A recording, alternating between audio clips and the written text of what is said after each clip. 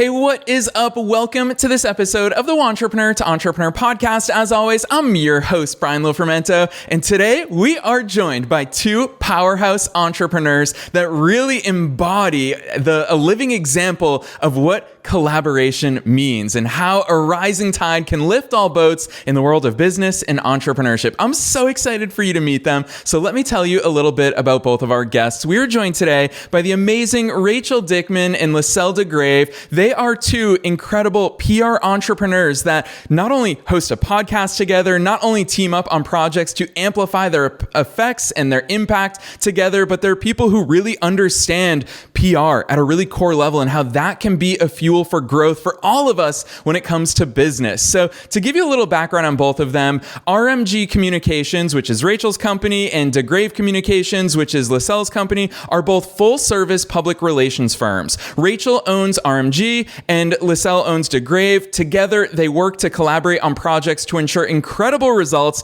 on behalf of their clients. Their work has won regional, statewide, and national awards for their creativity and effectiveness. And in addition, I love podcasters. They co-host the award-winning Pressing On in Public Relations podcast. They also co-wrote a book together called A Practical Guide to Starting Your Own PR Firm. I'm so excited about today's conversation. You get not one great guest, but two great guests. So let's dive straight into my interview with Rachel Dickman and Liselle DeGrave.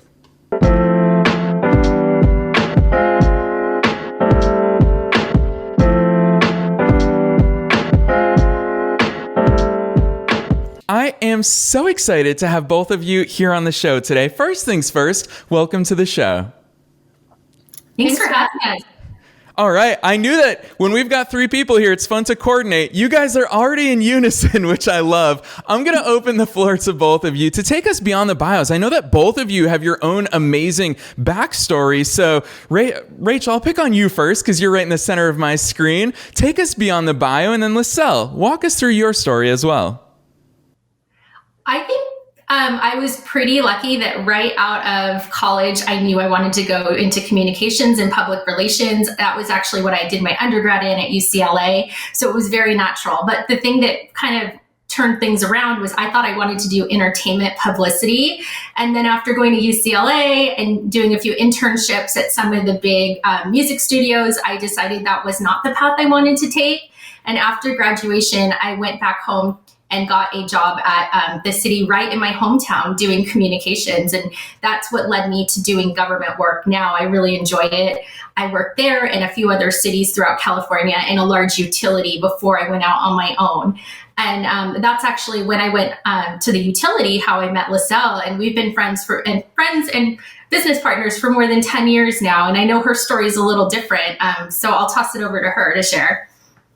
Yeah, my story is somewhat similar to Rachel's in that I went to college, I studied public relations, I had a public relations internship, I went to work for a big firm right out of the gates, a big international PR firm.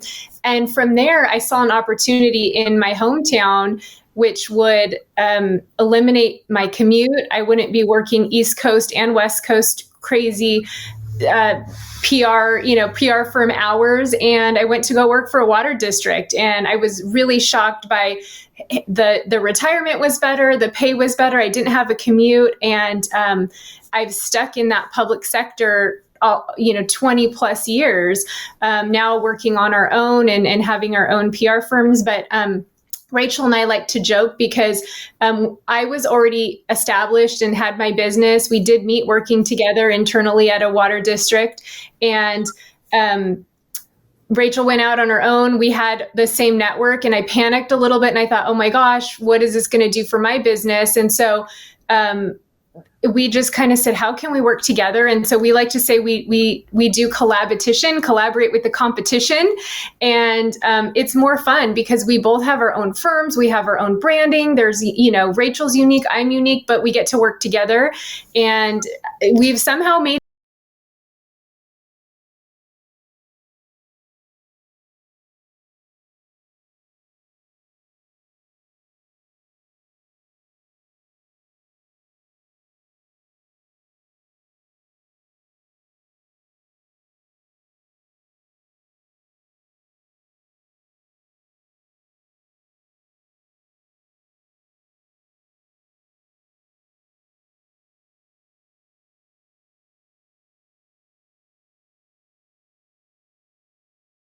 American kid, and the reason was because of PR, quite frankly. The BBC picked up one of our news articles, and then that day we went from 300 visitors to our blog to 30,000 literally overnight. And that's where I believed that PR was an action that just kind of magically happened. It wasn't until I matured as an entrepreneur that I realized PR is an action. PR is something you can actively work towards.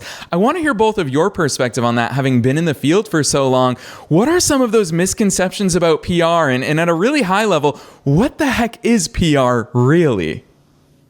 Yeah, well, I mean, at the core, public relations is really those relationships that you build with your stakeholders, right? So how those relationships work, whether you're working for a public agency or, on the consumer side or even B2B, how those publics see your organization is really going to determine the success or failure of that organization. And like you said, there are really accidental things that happen and can give you, there's the people that say, all news is good news. But I will tell you, we get folks on the regular that reach out to us. A lot of times they just see PR as publicity and they want that media relations aspect. And media has really overall just the landscape has changed. It really depends on where you're at, what you're trying to push out there. But it's really about securing those placements, but then repurposing them, right? And how you can leverage that a little bit. But yeah, people, a lot of times they just think it's that PR aspect and it really is earned media because you have to work for it. You really have to work for it and there's never a guarantee, right? And I would add on to that and say a lot of times that agencies, they think PR is really difficult or it's going to be really expensive or they just don't know how to do it. And there's so many ways that you can just start somewhere and start with the little things like Liselle said, maybe you're doing one news interview that you can leverage on different channels on your social media or on your website to even get more engagement and communication and publicity with your clients or customers. Yeah, I think that's a really important point that you just raised, which is that magical word of leverage, something that we get better at the more we grow as entrepreneurs and as business owners. Talk to us about some of those ways to leverage those, because again, I'm going to continue to use myself as a terrible example. My 19-year-old self is that I never knew how to leverage these. So I talk about, having a 30,000 visitor blip to my website traffic. I didn't know how to capitalize on that. So give us your perspective from a much wiser PR strategic approach to it. How the heck do we leverage these opportunities? Well, I'll use a podcast as an example. We have one client that has a podcast, and in itself, it's a government podcast, and they were getting traction on it. But we looked at ways to leverage that. How can we get more traction? So we set him up being on other podcasts that were outside of his podcast. We then let that kind of snowball into, hey, this person's a thought leader, got him into some different publications, had him speaking at conferences. And for that client, that's what they needed as far as public relations was they wanted to really establish not only that connection with the community, but also be seen as a thought leader within the government circles. So they were actually able, with all of that leveraging of PR, just building upon each other, win a statewide award in California for the podcast. Yeah, and along that thought, Rachel, when you're able, if you're a business owner, right? If you are able to leverage an opportunity, say you're speaking in front of your local chamber of commerce, or you get a placement maybe at a local publication, do everything you can to maximize that. You don't want it to just be one and done, because if someone wasn't in that room listening to you speak, or someone didn't read that article, it essentially doesn't exist, right? So post it on your LinkedIn, post it on your social media channels. Just look for different opportunities that you can elevate and just make that one thing that you put so much effort into be maximized. Yeah, and speaking of that maximization, I mean, I'm going to give the two of you so much credit here today because, again, that collabetition, I love that, and we're going to come back to that topic for sure. But I also think, especially even just talking to both of you before we hit record here today, is that it just seems like it is that strategic approach. Rachel, you talked about having the different platforms, and Liselle, you talk about leveraging your different platforms. Hey, a PR opportunity doesn't need to exist in a silo. Put it anywhere and everywhere. Both of you individually have used the term repurposing already here today. And I think that's so important for us to understand that this all fits in within a much broader puzzle. And that's why, as a business junkie, I love this perspective, because nothing really happens in a silo in successful businesses. Talk to us about the broader strategy and how it fits in, because for most people, PR is not at all strategic. It's just something that, help a reporter out exists for a reason. We all get those emails 3 times a day, and we call that a PR strategy. Obviously, it's not a PR strategy. Talk to us about how it fits into that broader ecosystem and how those pieces fit together. Yeah, I will say Haro, I'm never really sure how to pronounce that, but reporters have gotten quite lazy, if you ask me.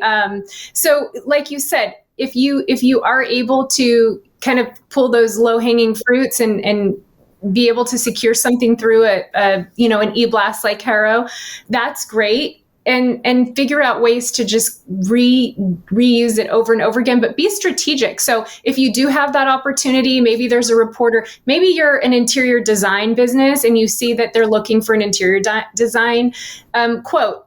What's your strategic vision look like for your organization long-term, or maybe even short-term, and how can you put those key messages into that interview? And so, and then, like I said, you post something on LinkedIn, tie it back into those strategic messages, just bringing it all back to where it's not scattered.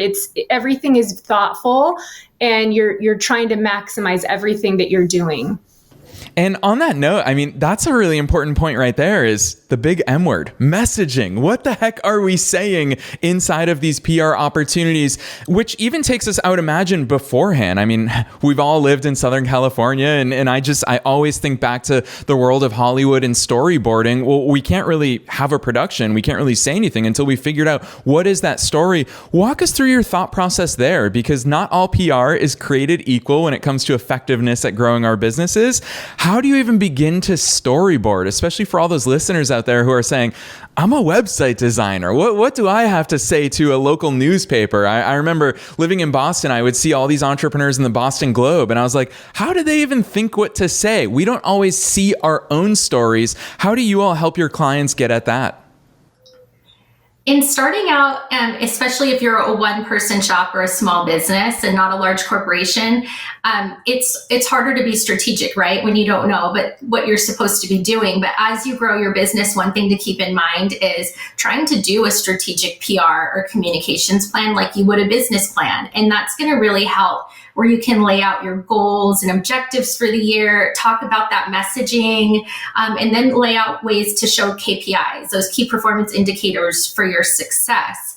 But starting out, I think it's easy enough to just think about what you're good at. So if you said, like you said, if you're a web designer, IT person, or even a PR person, outside of that, are there other things that are in your wheelhouse that you could talk about and look for those opportunities? So think about us.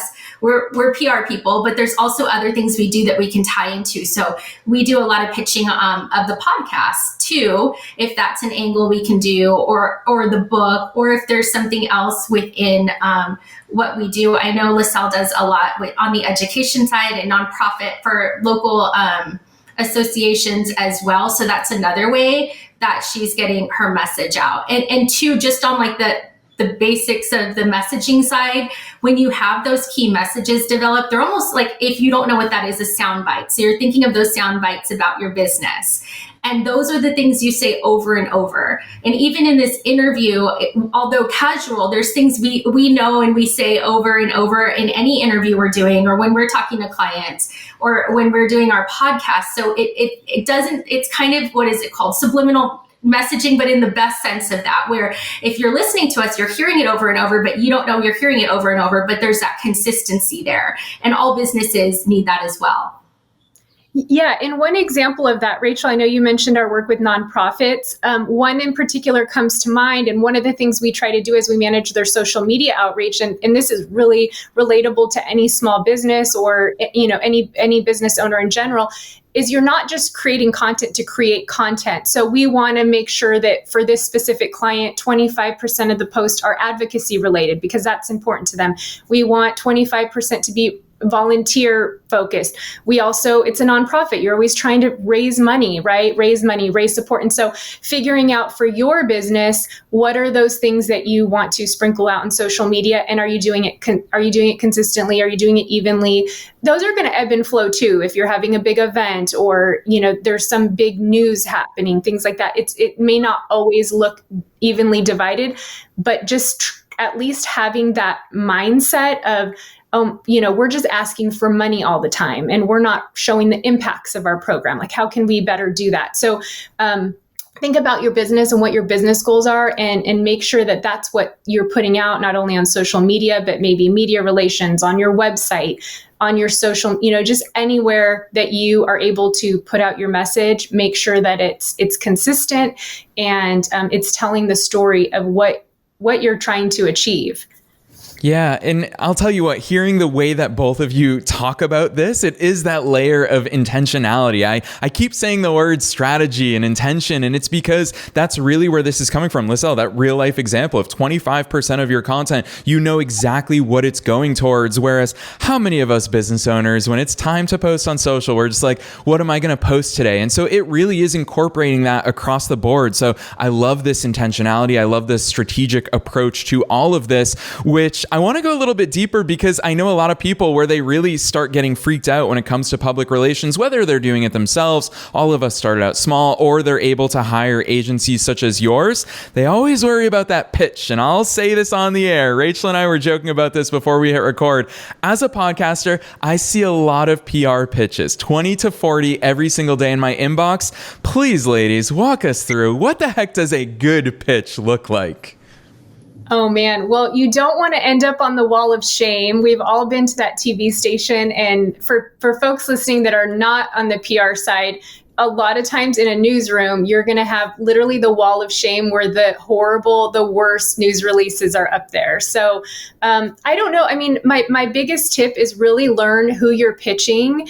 Whether it's a reporter, a writer, a podcaster, like what gets them excited. We know for you, you're all about business and encouraging people to grow their business. And so I know you did some research on us before you interviewed us, but we wanted to learn more about your platform as well. And that's really one of the key things, because you could have the same topic that you're trying to pitch, but you're going to have to slightly change that pitch based on who it's going to. And then also think about, are you trying to get this on TV or maybe a vlog versus something that's going to just be in print? What are visuals that you can share? Do you have any B-roll? B-roll is kind of like that background footage with no voices, but just showing something. Like I said, I hate to say it, but we live in a different time where media is very fast. Reporters I do think they're getting a little bit lazy. And so the more that you can prepare and give them content that's really easy to again, I'm going to use the word repurpose. There's a better chance of securing something. Yeah, Liselle, right there. Gosh, I hope everyone listening heeds even that advice alone, because so few pitches actually consider the recipient. They're really good about bragging about, hey, here's who this person is and here's who I'm emailing you on behalf of, without that consideration. And you all know we take so much pride in proactively finding people, and it's never by mistake. We literally have team members dedicated to doing that research on awesome entrepreneurs. And I think that's what makes our show so successful. And I know it's what makes your approach for both of you in your agency with your clients to be so successful, which is why part of me thinks, well, it's not just that you two collaborate with each other, you two collaborate for a living. PR is essentially collaboration at a really big scale. So talk to us about both of your attitudes towards collaboration, because a lot of other agency owners, whether they're in PR or not, are probably thinking, Rachel and Liselle, what the heck are you two doing? You team up on projects together, even though you both have your own agencies. Walk us through that process, how it started, and also on a collaborative level, how does it actually work within a given project? Yeah, and I can start this one off. I think, it's not for everybody. We know a lot of agency owners that they do like to be like the big kahuna for their agency and, leading the charge, Liselle. And I think it has to do like this, in addition to being a business story, it's a story about friendship as well, where we just work really well together and we're still getting great things accomplished through our businesses by collaborating. But also sometimes, I'm going to be completely honest, some clients don't understand why. They're like, why do you collaborate? Like, don't you have a staff of 20? I don't understand how that works. And sometimes we explain it and they get it, and sometimes they don't. And we just have to be fine with that, because the people that want to work with us understand when they're working, whether it's under RMG or DeGrave, they're getting all of our team, but we're all working just like we would at a larger agency where everyone's in lockstep with what they're doing. We know our roles. We're ensuring that our collective businesses can bring like a large agency expertise with that small time feeling of a personalized approach as well. Yeah, sometimes we joke that we're like that scene in Step Brothers where Will Ferrell and I don't know the other guy, Brendan, and yeah, they're sitting on each other's lap going for the interview, and then the one kind of like pops to the side, and then and we actually had a funny thing is one of our greatest clients interviewed us that way.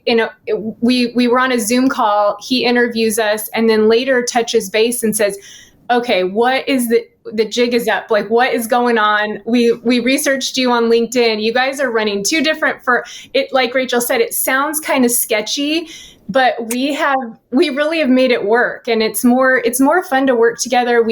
Like Rachel said, it's not for everyone. I would be really hesitant to go into business or, any kind of a partnership like this with just anyone. But we've kind of made it work. And I think our friendship is first and foremost. And honestly, if it reaches a point where it doesn't, we might just say, okay, this isn't working out anymore. And I would hope that we would still be friends and there wouldn't be hard feelings. But for now, I was out on my own way well before Rachel ever was. And I don't know if lonely is the right word, but it can be difficult to be in business without someone to kind of bounce ideas off of and, has a similar mindset and wants the same thing. So we see it as a benefit. I remember Rachel always used to say there's always enough work to go around. So we always see it. There was a subscription that we recently needed, and there was someone kind of in our PR network that was like, hey, do you want to share this? And I love things like that because as a small business owner, it's going to benefit all of us. We're all going to grow, and looking for opportunities to partnership will not necessarily weaken your business, but strengthen it. Yeah. And really quickly, I'm sorry. No, go ahead, Rachel. I'm here for it. Because I think probably a lot of people are like, well, why don't you just start a business together and maybe dissolve your businesses or something similar? But the reason we didn't is because Liselle had her business before, and she's actually part owner with her husband. So there's a lot of things that were already in place. And then I own my business. And that's why we feel we kind of have the best of both worlds, where we get to work together, do great work, but then also have that agency over our own businesses on the finance side, on the board of directors side, to do things that we maybe wouldn't do together. Yeah, I really appreciate that insight, because I do think, as someone who's been on the opposite side of this as well, it's just that collaborative effort is also two totally different approaches. If you're both under the exact same umbrella, there will be a Rachel and Liselle way, whereas now you both have your own zones of genius. You also have your own approaches, and the fact that you can combine that on a project basis, I think is really powerful, because we know what it looks like to grow businesses together. And Liselle, to your point about the seriousness of going into business with someone in any collaborative effort, I always joke with people, because I've got business partners in different businesses, it's like we're married. We have to manage so many things together. So it is an incredibly important bond. And when I think of that, the part that I like about talking to both of you is that you're also fellow podcasters. So even just PR aside, you get it when it comes to content creation. You've both said repurposing quite a few times here today. And there's so many things that we get on the podcasting level. I almost feel like, and I see you both using it really in a real life term as well. I mean, you both published a book earlier this year. You're going on a bit of a podcast circuit. And I think it's fascinating how many people haven't come around to how many different forms of online media that there are. Podcasting is only one channel. Talk to us about that from a PR perspective, because I feel like a lot of people think about the traditional, like, I want to be in a magazine, I want to be on TV, but they overlook, YouTube channels. There are massive YouTube channels these days that getting exposure on one of those is a huge opportunity. Walk us through your mindset and kind of some of those tools in your arsenal, since there are so many channels. Yeah, well, we had the idea of starting a podcast. It was one of those things, being that we're in the PR field, we thought this could be really fun. And it's interesting because what we're learning, our listeners were not our original target demographic. So we have Pressing On in Public Relations, which is a real life look at the PR world, right? A career in public relations. And so being that we're in this field, we have that network of PR people, and we have people that are always asking us questions. And so we keep it very lighthearted. It's very real. It's a conversation between friends, and we often bring in guests and whatnot. But we really saw it as an opportunity for thought leadership, as well as just to bring, we did a lot of research before we even came up with the podcast, because we wanted to see, is there space in this market for a podcast like this? No one was really doing it. Like I said, we were trying to reach that person that is a little bit more established in their career. And what we're finding, our demographic is really a younger female audience. And so we're thinking of that as we're coming up with future content, because we don't necessarily need to change who the audience is, but we want to make sure that what we're doing is relatable to them. Yeah, I think that's such a powerful consideration. Again, it keeps coming back. And I think this is, even aside from just PR, it's strictly just good marketing, is always considering the other person on the other side of whatever medium or channel that it is that you're talking on, which leads me to another labor of love that I personally know is so much work, which is obviously your book. So you both just launched earlier this year, A Practical Guide to Starting Your Own PR Firm. There it is for everyone watching on video. I love seeing, there's nothing like a physical book to get you excited about that labor of love. I'd love for you both to walk us through not only the thought process of writing the book, but what was it like to actually put so much of that wisdom and your own personal experiences into it? When we started the book out, it was kind of a happenstance. We were driving somewhere and Liselle said something about, I've always wanted to write a book. And I said, me too. And so we thought, well, what can we write a book on? And the one thing that came to mind was how to start a PR firm. Because we can't tell you how many times colleagues and friends say to us, hey, can we pick your brain? We're interested in starting our own PR firm, our own business. So what we wanted to do was take all that information and distill it down into something that's easy to use and really tactical. It's not for someone that's still trying to find themselves. It's someone that already knows they want to start a firm, and how to do that, like through those really simple, no nonsense ways to do it, whether that's starting an S Corp or an LLC, working on their branding, how to get clients. We cover it all in the book. So they have all of our secrets. It's just like picking our brain. They can read the book and find out all the ins and outs of what it's like. We talk about the nitty gritty, what's fun, what's not fun, what's a lot of work. I think a lot of people, they see, especially in PR, if you're posting on social media, you're at like a fancy event, or you're getting awards, or something that seems exciting, but the majority of our time, as you can imagine too, really, there's a lot of business side that goes into that, whether it's getting the clients, dealing with HR, hiring people. It's all that other work that they need to think about too. And we actually had one person that read the book and they gave us a 5-star review, but they said after reading the book, they realized that they were not cut out to own their own business, but this was a really great roadmap to show them what was actually involved in starting a firm. Yeah, because that's an interesting point, Rachel. When we recorded the Audible, for example, our producer said everything that I heard you say, and this poor guy had to hear everything we said over and over again, because it's the editing that's involved in a book. We kudos to him. We really wanted to record it ourselves, so it wasn't some stranger. But what's in here is really relatable to any business, to be honest, because about a third of what we do is public relations, but we like to joke that another third is really we're therapists to our clients and the people that we work with, whether it's another consultant or someone on our team. But it seems like everyone needs therapy sessions. We're PR people, we're therapists. And then third, we're business owners. And that's really at the top of everything, because if you can't be business minded, it doesn't matter if you're the best PR person in the world, you're not going to be profitable. Your business isn't going to thrive. You've got a good skill set, but you really have to be in it you got to understand the business side of it. So we go into that in the book. And I think that's just something that, honestly, when people want to pick our brain, that was one of the things that they really are challenged with, because you go to school to study something, you've been doing this craft for, 20 plus years, and then, but you really aren't necessarily business minded. And so the book really has all of that in there.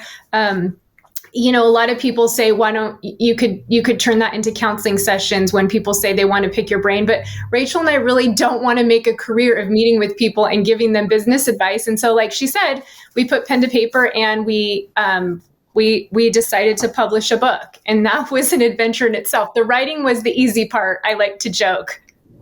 Boom. That right there. That's honestly the real stuff. I want to call it out for listeners, because both of you made a really strong point to point that out about your book, which is, if you want to be a practitioner, if you want to be someone who does PR, go get a PR job, because if you want to be a business owner, there are so many other responsibilities that come with it. None of us as business owners are pure practitioners. That's part of what we do inevitably, but we also have to understand that business side. So I am a big fan that so much of your book is dedicated to that, because PR is one component of it, but doing that strategic, mindful, executive work is such an important thing that I don't think we talk about enough. A lot of people who love PR or love website development or love whatever agency it is that you want to start, you have to be equally in love with growing your business. So both of you have awesome client portfolios. I guess I want to ask you this question, not as PR experts, but as fellow entrepreneurs now.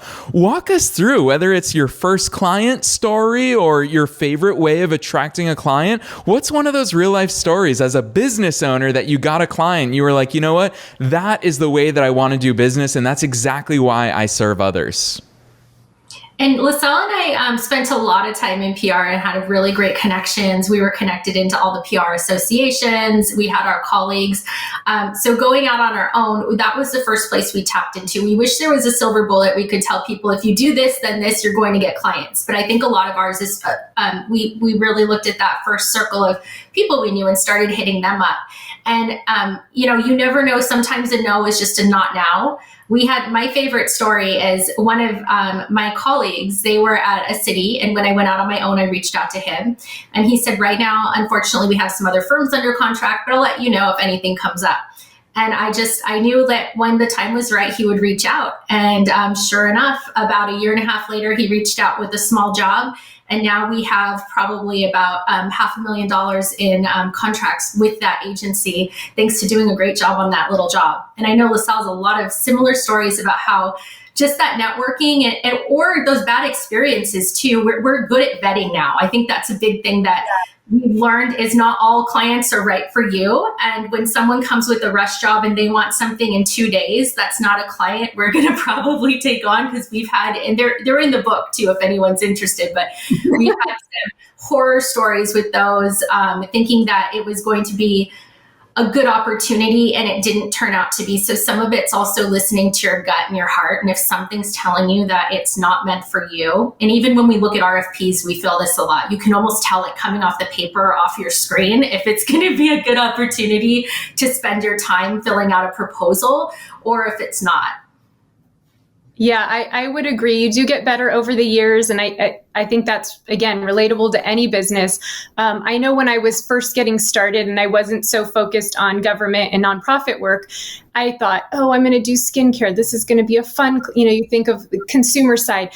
And it just never felt right. And I did a lot of things initially that were maybe trades, or I did it for a very low rate, and realized that when you give something away, people don't value it. And that's a tip, across, I think there is a certain level where, and even in our business today, we will throw things in that are just value adds to our client where they're, hey, can you do this? And we just do it because we really try to strive to give that level of extra customer service that a lot of times I don't think you get that at a big PR firm. But I just kept, it didn't work. When I gave something away, they didn't realize that they just got thousands of dollars of service for free. And I think that's one of the hard things too, when you work in a service, it's not something that's necessarily tangible. And so it can be hard for someone to measure. Right. And so they really struggle with that. But we've had some, very rarely, but we've had to fire clients in the past. It doesn't happen often. And like Rachel said, you become more discerning and you kind of know, okay, this is going to be a good relationship. And we have those clients that we worked with year after year and they renew with us and we love working with them. And, but I think you feel that in any business where it's just people work with people that they like, know, and trust. And that's really what it's about. Yeah, it puts a big smile on my face hearing both of you talk about this, because I feel like these are the battle scars that we've all picked up along the way in entrepreneurship. And as much as we talk about this so publicly, like, it's hard for anyone to learn these things until we're actually in the thick of it. So we've all learned it, baptism by fire, by being in it. And Liselle, gosh, that point that you made about those who pay attention, that is such a simplistic lesson, but one that's so hard to learn and so frustrating along the way. So I'm glad you called that out. And what I really appreciate is both of you have shown up today, not just as PR experts, but really with your business expert hats on. And because both of you live this stuff, you've grown teams, you've served clients. And so both of you really understand it on all of those levels, which I think in turn just makes your services even that more powerful. So I have no idea how each of you are going to take this last question, because you both have a wealth of knowledge and experience to pull on. But I always like asking guests with the listeners in mind. We've got wantrepreneurs and entrepreneurs tuning in from over 150 countries around the world at all different stages of business, listening to this saying, gosh, you guys have figured a lot out. What the heck should I do from here? What's that one takeaway that you hope listeners walk away from today's episode with? I'll get started. Literally, that's it. Just get started. I'm a big pen and paper person. I like to make every day there's a new list, and you've got kind of those things that you need to accomplish by the end of the week or the end of the month, but then you have stuff that you need to get done today. And so the biggest, and I think Rachel would say the same, it's just do something that's going to move your business forward, because a lot of times you see someone's success and it looks like, wow, that happened overnight. I've been doing this for 20 plus years, so it didn't happen overnight. It started with a really bad logo on Microsoft Word that I created myself with a typewriter font. Okay, so because I couldn't afford a designer, right? So do something today that's going to move your business forward, big or small, and you just do that. You just take it in bite-sized pieces. And even if you have, adding on to that, 15 minutes to just research, whether it's a website, reading a book like ours to find out what it's really like we said before, you could be a rock star in graphic design or PR or in business at a corporation. But once you see what's really involved with running a business, that may not be the right path for you for many reasons. Yeah, real life advice. These are the real life conversations that I'm so appreciative that we get to have here on the air. And it's because of amazing, transparent, open, generous guests like both of you. I also knew that we would run out of time here today, but that's why I'm going to plug it before I even throw the baton back to you both, that I think it's so cool that listeners, if they want more of the two of you stories, experiences, insights, they've got two options at a minimum from here, which is I'm going to shout out your podcast. I love the name of it. I love what you both are doing. I love your commitment to being back on the air in a consistent level. So Pressing On in Public Relations is your podcast. Your book sounds incredible. A practical guide to starting your own PR firm. Ladies, I know that listeners are going to want to go deeper. I know I've plugged those two things just a little bit, but drop those links on us. Where should listeners go from here? They can visit us at pressingonpodcast.com. That has links to our book. It has more information on the podcast and about us. For me, they can also find me at rmgcomm.com. That's rmgcomm.com. And for DeGrave Communications, you can find us on Instagram at DeGravePR or online at DeGravePR.com. Yes, listeners, you already know the drill. We are making it as easy as possible for you to find those links, as well as we're also adding in links to Rachel and Liselle's personal LinkedIns. It's how we originally came across their work, and we so admire the way that both of you show up in the world through your work, through being of service, through serving other entrepreneurs at this point in your career. So we're so appreciative of that. So on behalf of myself and all the listeners, thanks so much for joining us here on the show today.